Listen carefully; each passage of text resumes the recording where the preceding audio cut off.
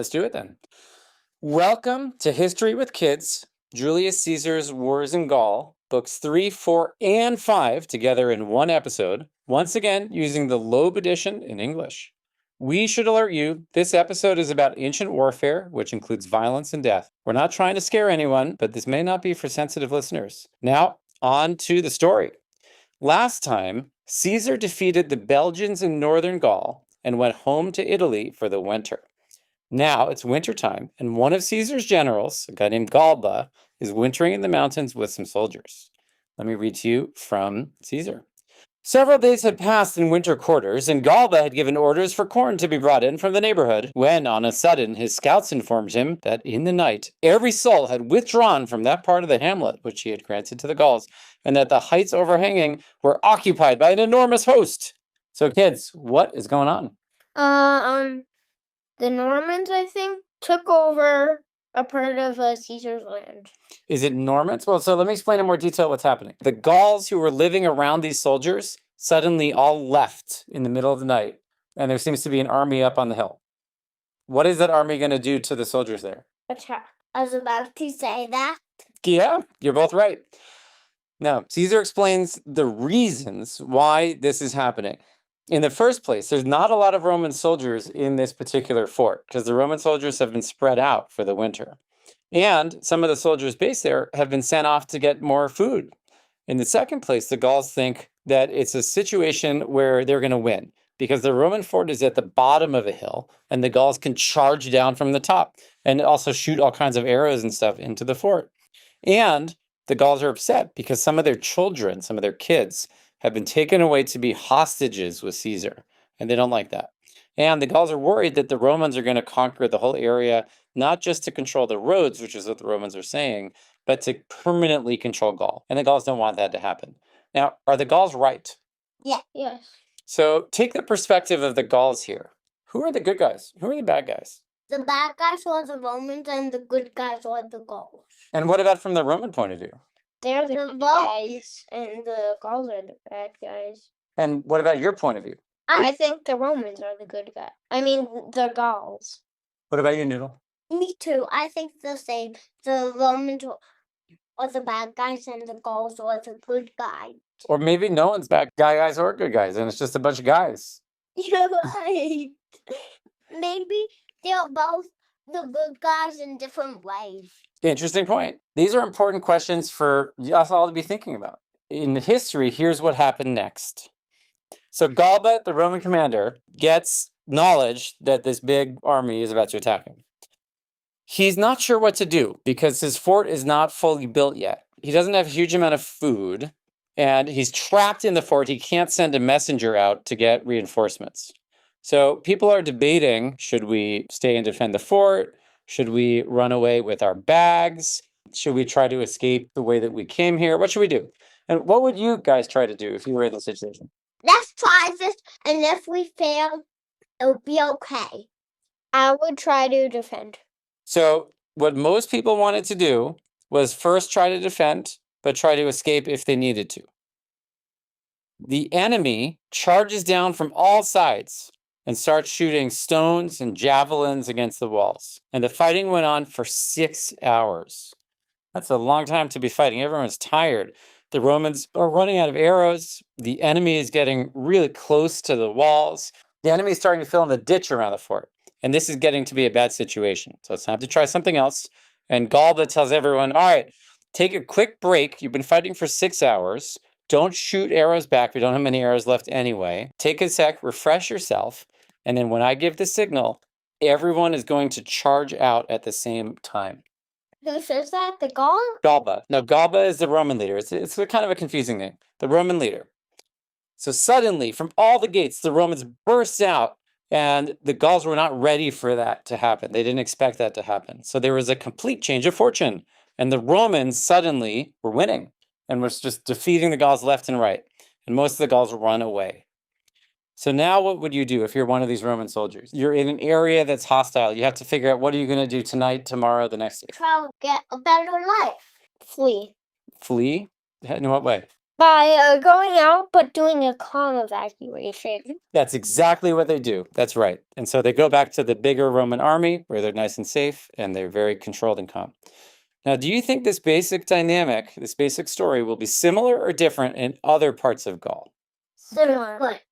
Why? Similar because I remember in a different episode, the Gauls also charged down a hill to the Romans. The Romans defended, and then they got reinforcements, and then they attacked and killed. It's different because the Romans in the first piece were losing. Well, you're kind of both right, because in some ways it's similar and in some ways it's different. It's similar in that other groups of Gauls don't want the Romans in their areas long term. So a lot of these Gauls, they ask Caesar to help them out fighting other groups. But when it looks like Caesar's going to stay forever, these Gauls are like, whoa, we don't want you here forever. We're going to attack you. So in that sense, it's similar. But it's different because every situation is a little bit different. So along the sea coast, there's some groups of Gauls that live there that don't want Caesar and the Romans there. So they take some Roman officers hostage. They capture some Roman officers. And they tell the other Gaulish states near them, choose to live in liberty received from our ancestors. Don't endure Roman slavery. In other words, don't go work for the Romans. We have to fight against them. And the whole seacoast area agrees with that and starts fighting against the Romans. So this means war. But these coastal Gauls who live on the ocean, they all have ships. And they're in towns that are hard to conquer from the land. You can only really get into these towns easily from the ocean. And they're using their ships to bring allies over from England by sea. What would you do in this situation if you were the Romans? I would first attack the England. Well, that's on the other side of the English Channel. That's a large body of water. I do first they get quick refreshment, get all ready, and get prepared, and then try to do like a charge, maybe. Well, you can't charge into these towns because they have marshes on the landward side. The only way into these towns is by sea. Try to put some of your soldiers to defend and some to build boats. What do you think, Scoops? I think that they might disguise themselves so as Britons. Well, the Britons are coming by sea. The Romans don't have boats yet. They build boats, they go to Britain, they disguise themselves like Britons. They go on the boat, and once they're on the boat, they sabotage it. Very interesting. It's hard to disguise yourself as a British person, and it's hard to know where to build ships because the Gauls control all the towns on the ocean, on the sea. So if you're Julius Caesar, you find out what's going on and you say, we need ships right away. Caesar builds the ships on a big river that goes into the sea so that the Romans can get the ships ready and then basically can surprise the Gauls by sailing this whole fleet of ships down into the English Channel, and kaboom, you got a fleet. So that's pretty clever, right? Yeah. Yeah. And Caesar's worried that other groups of Gauls might join this rebellion against him. So he sends some of his soldiers to go visit the Remi and some of the other Belgians and make sure that they stay loyal to Caesar, because Caesar doesn't want everyone to revolt at once. So Caesar sends his ships down the river. They were built very quickly, these ships, to fight in the English Channel. The Gauls didn't see that coming. The Gaulish ships, once they realize what's happening, they assemble to fight. And usually, actually, the Gaulish ships, for the most part, are better and stronger than the Roman ships. But the Roman ships have one good thing. They have these sharp pointed hooks on long poles, and they can use it to pull down the sails of the Gaulish ships so the Gaulish ships can't move. And then the Romans can board and fight hand to hand and defeat the Gaulish ships that way. Because the Romans were very good at hand-to-hand combat, but not that good at ship-to-ship. Great points. Correct. So it says here, the rest of the conflict was a question of courage, in which the Roman troops easily had the advantage, the more so because the fight took place in view of Caesar and the rest of the army, so that no exploit a little more gallant than the rest could escape notice. The army, in fact, was occupying all the hills and higher ground from which there was a near view down upon the sea. So tell me about what you think is the mindset of this, if you're one of those soldiers. You don't want your ship to blow up, because if your ship blows up, you blow up. You can't escape from the ship. But tell me more about this, the mindset. Like, if you're one of Caesar's soldiers, you're fighting on a ship to ship combat, and you know that Caesar and the whole Roman army is watching you on the hill. Proud of yourself, but also kind of scared. What do you think, Noodle? What do you think is the mindset? Loud, scared, maybe like even a bit nervous. Fair? I'm sure they did feel nervous. Now, Caesar gets lucky. There's no wind.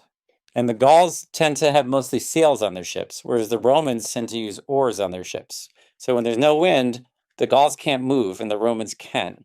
So I thought they made the sails go down. And they try to destroy the sails as well. That's right. And then they board the ship. So the Romans can go from Gaulish ship to Gaulish ship and destroy most of them.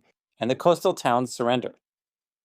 A similar dynamic, a similar story repeats itself in other parts of Gaul. And then it's winter again.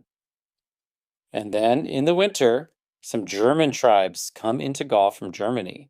Now, these German tribes are actually running from a more scary group of Germans called the Suebi. The Suebi are very fascinating people. Caesar writes down some notes about them. Here's what he says. Is the Sway people of the Roman team? They're Germans. No, from the Roman point of view, the Suebi are big, scary barbarians. Here's what Caesar says about the Suebi. The Suebi are by far the largest and most warlike nation among the Germans. And Caesar says every year, half the Suebi go to war and half stay home. The next year, the halves switch. So among the Suebi, everyone is always practiced and ready for war. And also people are keeping the cows and animals alive, which is how they survive. They don't do much farming. Now, Caesar adds, this is a quote about the Suebi, they don't have private or separate holding of land, and they're not allowed to live longer than 1 year in one place. So every year they have to move where they live to make sure that they're always on the move. They're always tough. They're always ready. From childhood on up, they're not taught a sense of duty or discipline, and they do nothing against their wish. Anyway, in other words, they do whatever they want. That nurses their strength and makes them very strong in their bodies. And they've trained themselves, practiced to wear nothing, even in the coldest localities, except skins. And they bathe in the rivers. So would you want to be a Suebi? No, I wouldn't. That sounds tough. But the thing I would like about being a Swavy is then I would get to do whatever I want. Yeah, that's true. That's a good point. Anyway, the Suebi attacked a group of their German neighbors, of whom 400,000, it says, fled into Gaul. Some Gaulish groups, not liking Caesar, went to these new Germans and said, hey, come on deeper into Gaul and help us fight against Caesar. So it's actually, kids, it's the opposite of when Caesar was invited into Gaul to help against the Germans. Remember, some of the Gaulish groups were asking Caesar's help against the Germans? Now they're asking Germans' help against Caesar. It's reversed. So Caesar gathers his army and marches on these new Germans. And the Germans say, we just want to stay here. Give us land and we'll stay here. We don't want to hurt you, Caesar. What would you say if you were Caesar? Fine, you can stay here. Scoops? I would say, thinking about Caesar, I would say no. Say more. I would say no, you might betray me. Some of your guys are in Gaul and they want to kill me. So how can I believe that you don't want to kill me? You are totally correct, Scoops. That is exactly, basically, I think what Caesar is thinking. Because Caesar doesn't take the deal. Now, I'm not sure we can entirely trust Caesar's version of what happens next and why. The only thing that seems clear to me is that Caesar's army surprise attacks these Germans who scatter and flee, and the German cavalry make it back to Germany, and probably a bunch of the other Germans too. This is the second time German groups attacked into Gaul. So Caesar says, all right, I need to attack into Germany, scare the Germans so that they don't keep attacking into Gaul. But there's a big river between Gaul and Germany. And Caesar says, you know, I'm going to impress the Germans, not by using boats, but by building a bridge. And in just 10 days, Caesar's army builds a big, solid wooden bridge. There's never been a bridge on this river before, likely ever in all of human history. And in just 10 days, boom. Now, this bridge is about the size of the Empire State Building on its side. You guys know the Empire State Building in New York? So imagine taking the Empire State Building, putting it on its side, and having that be a wooden bridge built in 10 days. What do you think about that? Very impressive. That's impressive because it took way longer to build the Empire State Building, and it would be even harder because you have to build it on a river. That's right. Now, if you're one of the German groups, what do you think about the Romans? Well, yeah, they're slow. But what else does that say about the Romans? Are people like the normal people you fight all the time? They're special people. They're highly trained. Exactly. So I think that's what Caesar's really saying. He's saying, don't mess with us because even though we might not be as strong as you individually, we are highly trained and organized. So Caesar wanders around in Germany a bit, destroys some stuff, goes back to Gaul, destroys the bridge. But he wants to convince the Germans to stay in Germany. Why? Because he doesn't want the Germans attacking into Gaul. Caesar's starting to control Gaul more and more. So he doesn't want the areas that he's controlling to be having hundreds of thousands of Germans coming into them. That creates problems for him. He has the same goal about the English. Remember how I told you earlier that some of the English were coming over to help the Gauls? Yeah. So Caesar says, all right, we have these ships that we built earlier. Let's go to England. So he goes on a quick trip over the English Channel to England. Some of the English, of course, don't want Caesar to come into England, and they try to prevent his soldiers from unloading on the beach, but they don't succeed. So Caesar's in England on the coast. Now there's a storm. Some of his transport boats are destroyed, and he's short on food. And he's probably going to get attacked a lot by the locals. So what would you do? I would try to find a house that has people who are okay with me and hide there for enough time that they forget about me, mostly. And then I can surprise them. Well, Caesar's there with a significant Roman army. All the people in England know that he's there. Okay, then I would just attack. So who would you attack, though? Because the English are spread out around. They don't have like one big city. And I think that they might actually send some of the weakest people out to go bring some food back from Rome and then bring a lot of food to there and then maybe try to attack. So Caesar does have to send out people to get food. That's correct.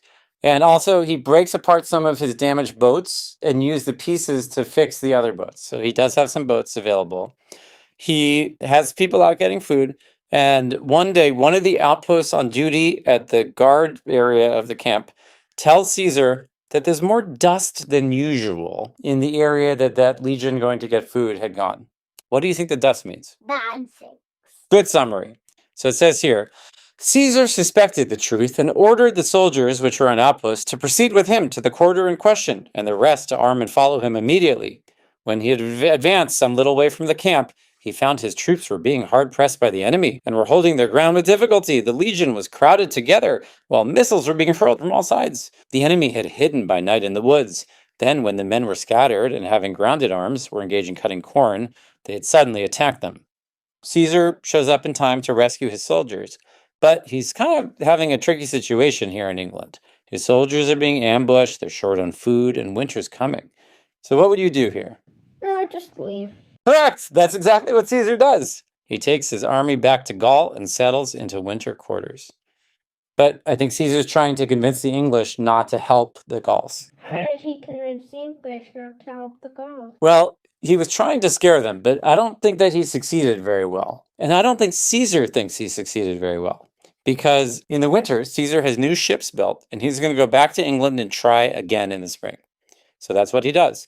He sails to England, and now he has 800 ships. That's a lot of ships. It's probably the most ships that, if you're on the English side watching these ships come in, the most ships you've ever seen in your life approaching at once. Caesar also brings some Gaulish chiefs with him as hostages because he's worried that Gaul might revolt while he's gone. So he takes the Gaulish chiefs with him. Now Caesar starts attacking the English. The storm destroys 40 of his ships.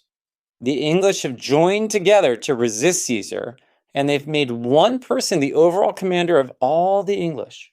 Why do you think they did this? Maybe to try to scare the Romans. I think you're close. I think it's something very simple. The English really want to win.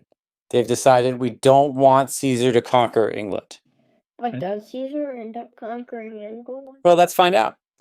Caesar does have one interesting note. He says, all the English dye themselves a blue color to make their appearance in battle more terrible. They have long hair, and they shave every part of the body except for the head and the upper lip, the mustache. So they almost look like aliens. if you're a Roman and you haven't seen people looking like this before. The English ambush gathering and scouting parties of the Romans, like we saw earlier. And the Romans kind of have a problem where the Romans are trying to figure out how do we defeat the English? But wherever we go to try to defeat English, they remove all their cows and people from that area. And so when the Romans try to conquer it, there's nothing to conquer. And then they get ambushed when they're in small groups. So Caesar says, all right, I can't let my soldiers go very far away from the main legions. Caesar does attack some English strongholds and takes some prisoners, and the English can never defeat him in a direct battle. But winter's coming, and it's a little bit unclear to Caesar how he could conquer England, given the English strategy. So he brings his army back to Gaul again. So, Scoops, did Caesar conquer England? No. No, not really. I'll tell you, actually, this is the last time Caesar goes to England. Eventually, many, many years later, the Romans do conquer England, but it's not going to be Caesar who does it. So it's not going to be in these podcasts. Correct. Not in this story. So it's winter time. Caesar spreads out his soldiers across much of Gaul for the winter. And here's something that happens. I'll read you from the book.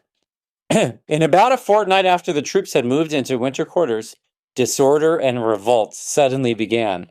There was common consent among the Gauls. This was the day for assaulting all the forts of Caesar, so that one legion might not be able to come to the support of another. It would not have been easy for Gauls to refuse Gauls, especially when they considered the design they had entered on was the recovery of their common freedom. A great company of Germans had been hired and had crossed the Rhine. In 2 days, it would be at hand. So things are getting a little sticky here. A group of Romans is attacked at one particular fort. They do okay, but decide to leave their camp and join forces with the larger group of Romans. But on the way, they're ambushed and most are killed. Most. The Gauls convince more tribes to join the revolt.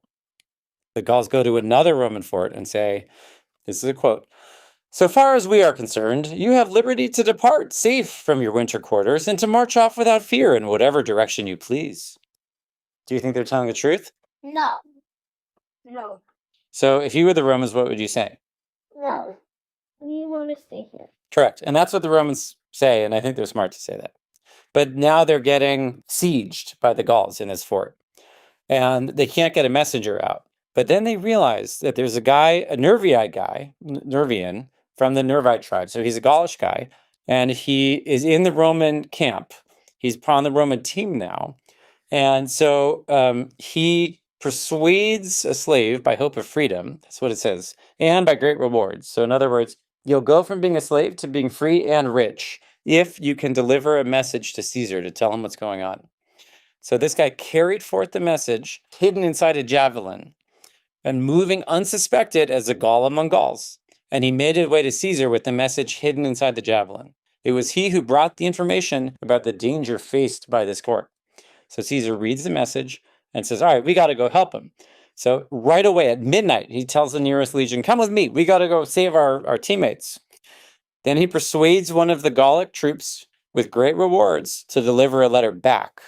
And the letter is going to be written in Greek characters because the Gauls generally can't read Greek. And so the messenger was told, look, if you can't get into the fort because they're too closely besieged, throw the spear with the message in it and have the letter fastened to it by a thong inside the entrenchment of the camp so that they'll get the message that way. And he said, I'm on my way with soldiers, stand tight, be strong, remember your old courage. So the Gaul guy does that, and it happened to hit in a tower. And for 2 days, the Romans in the fort don't notice it. They don't get the message. But on the third day, someone says, hey, is that a message hanging from that spear? They take it down and deliver it to the local Roman commander, and he reads it. And Caesar shows up, and there's a lot of Gauls nearby, a lot of Gauls. So Caesar pretends to be afraid to try to trick them to attack him so that he doesn't have to attack them. Do you think that's going to work? Yeah. Why yes, why no? If the Gauls destroy Caesar, they destroy everyone. So they would want to destroy Caesar so that they can destroy everyone instead of them just destroying one fort, but then Caesar destroying them. Great points. And what was the reason no, Noodle? Because Caesar's army is stronger, highly trained, and because it's on hand to hand, the Romans were very good at that. So, as Goopy suggested, the Gauls are tempted by the prospect of defeating Caesar. So the Gauls attack. Caesar surprise attacks into the Gauls, and Caesar wins. And Caesar rescues the Roman fort. But Gaul is unsettled that winter. What's that mean? That means things don't feel like they're stable. Things feel like at any time there could be a big rebellion of all the Gaulish tribes against Rome, because the Gauls are realizing that Caesar's there to stay and that he's going to turn Gaul into part of the Roman Empire. And a lot of people in Gaul don't want that. So they're all talking to each other, all saying, hey, if we attack, will you attack? Will we attack together? How would we do it? Where would we do it? What's our strategy going to be? What have we learned about the Romans? What do you think happens next? They all attack. Yeah, it's going to be the big climactic battle. A Gaulish chief named Vercingetorix will unite all of Gaul, like we saw in England. And in England, it succeeded. The English stayed free. So Gaul will see if they are able to use the same strategy for the same outcome. We will find out in the climactic conclusion of Caesar's Gallic Wars next time. Have a good one.